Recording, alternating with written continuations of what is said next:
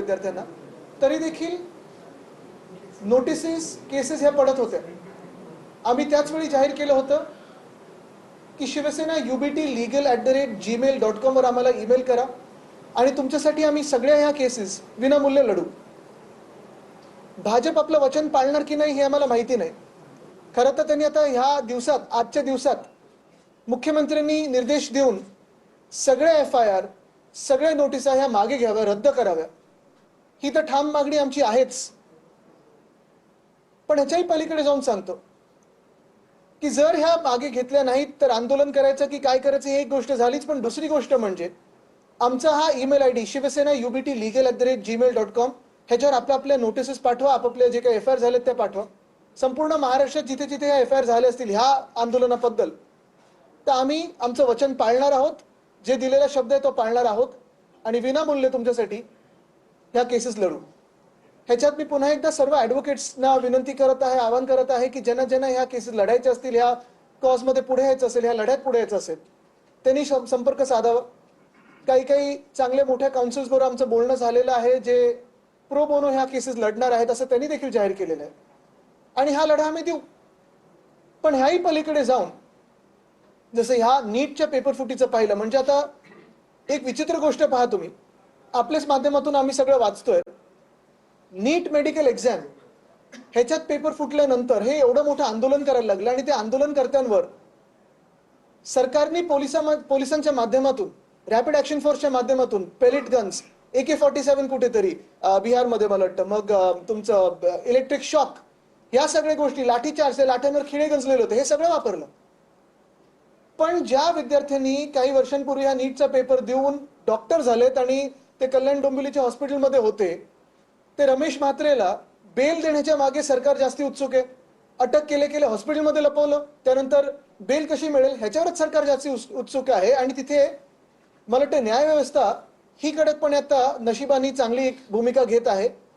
म्हणजे डॉक्टर बनलात तरी मार खाल्ला आणि सरकार तुम्हाला सोडतंय, आणि तुम्ही डॉक्टरांसाठी लढलात, तुम्ही जे होतकरू डॉक्टर्स आहात त्यांच्यासाठी लढलात, तर तुमच्यावर केसेस टाकतात हे सरकार. भाजपची ही राजवट ही विद्यार्थी विरोधी आहे, युवा विरोधी हे आता कळायला लागलेलं आहे. आणि ह्याचाच धागा पुढे नेत असताना हा जो MHCET स्कॅम जो झालाय नाही झालाय ह्याच्यावर मुख्यमंत्र्यांचं कुठेही स्पष्ट भाष्य आम्ही ऐकलेलं नाहीये. नांदेडमधली 2 मुलं आहेत, भाऊ बहीण आहेत मला वाटतं, त्यांचे 12वीतले मार्क बघा आणि मग तुम्ही आत्ता त्यांचं CETचं बघा. तसंच अजून एक भंडाऱ्यात मला वाटतं केस झालेली आहे. आणि ह्या सगळ्या भाजपच्याच निगडीत लोकांशी बरोबर कसं CET राऊंडमध्ये पुढे येतात हे दिसायला लागलेलं आहे. मला वाटतं आजच्या दिवसामध्ये मुख्यमंत्री महोदयांनी ह्याच्यावर स्पष्टपणे भाष्य करावं, कारण उद्यापासून ऍडमिशन सुरू होतात. ऍडमिशन तुम्ही ह्याच बेसिसवर घेणार आहात की ऍडमिशनला स्थगिती देणार आहात? हे विद्यार्थ्यांमध्ये खूप घोळ आहे. मागच्या वर्षी पण असंच झालं. मागच्या वर्षी पण 4 दिवसात लगेच पहिली कॅप राऊंड सुरू झाली आणि तेव्हा सरकारने सांगितलं नाही आता काय करू शकत नाही, त्या पहिली राऊंड झालेली ऍडमिशनची. अनेक विद्यार्थ्यांचं ह्याच्यात नुकसान होतं. आणि कुठे ना कुठेतरी मला वाटतं सरकारने, जसं आता परवाकडे मी बघितलं, कालच बघितलं, पंजाबबद्दल जेव्हा प्रश्न विचारला गेला तेव्हा अरविंद केजरीवाल यांनी स्पष्टपणे सांगितलं काय झालं, जबाबदारी स्वतःवर घेतली आणि काय त्यांनी पावलं उचलली सांगितली. तसं आमच्या मुख्यमंत्र्यांनी सांगावं, कारण लाठीचार्ज कोणी करायला लावला हेही कोणाला माहिती नाही. दिल्लीतून आदेश आले की इकडच्या गृहमंत्र्यांनी आदेश दिले हे देखील सांगावं. दुसरं म्हणजे अनेक केसेस आम्ही पाहतो, एक नागपूरमधली ती आमची युवती सेनेची अपूर्व, तिला कसं फरफटत नेलं, पुरुष पोलीस कसे अवतीभोवती होते जेव्हा तिला शुद्धी आली कारण तिला चक्कर आलेली जेव्हा हे मारहाण झाली तेव्हा. त्यानंतर इथे पण एक काल केस बघितली, एका महिलेचं रिब बोन फ्रॅक्चर झालेलं आहे. ह्या केसेस तर आम्ही परस्यू करणारच आहोत, कारण एवढा बेशुमार लाठीचार्ज करण्याचा किंवा असं कोणी हाताळण्याचा कोणालाही अधिकार दिलेला नाहीये. तिसरी गोष्ट ह्याच आंदोलनातली म्हणजे अनेक जे रील्स बनले, हे रील्स आता सरकार नोटिसा पाठवून काढण्याचा प्रयत्न करत आहे. कोणाला घाबरतंय सरकार? विद्यार्थ्यांना घाबरतं. एवढी भीती तुमच्या मनामध्ये, जर तुम्ही विद्यार्थ्यांचं ऐकलं असतं तर एवढी भीती बसलीच नसती.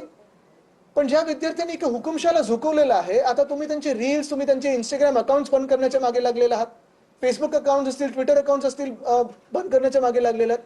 मी सर्व ह्या तरुणांना सांगत आहे, हे सगळे तुमचे व्हिडिओ सेव्ह करून ठेवा आणि परत एकदा अपलोड करू आपण सगळं. ह्या हुकुमशाला तर घाबरायचं नाही. ह्याच्यावर काही प्रश्न असतील तर आपण सांगा. FIR जास्तीने पण त्याच्या FIR मध्ये अनेक मुलांची नावं आहेत. ह्याच्यात खास करून एक आहे निश्चितपणे की 19 तारीख, 24 आणि 26 इथे कुठच्याही विद्यार्थ्यांवर, तरुण मुलांवर गुन्हे दाखल झाले नाहीयेत. एकाच ह्याच्यावर 19 ह्याच्यावर आमचे ऑर्गनायझर झालेत आणि ते मी शब्द आम्ही पहिलाच दिला होता, सगळ्या केसेस आम्ही घेऊ. पण जे मध्ये 22-23 ला जी आंदोलन झाली, कुठे स्पोरॅडिक आंदोलन झाली, जसं चेंबूरमध्ये एक झालं, एक शिवाजी पार्कलाच एक अजून झालं, काही अजून ठिकाणी झाली असतील, ह्या ज्या FIRs आहेत त्या मागे घेणं गरजेचं.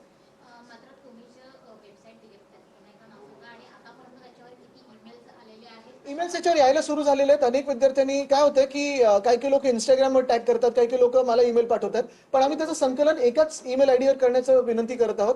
शिवसेना ubtlegal@gmail.com हे मी माझ्या सोशल मीडियावर पण टाकलेलं आहे आणि हे मागच्याच आठवड्यात आम्ही टाकलं होतं.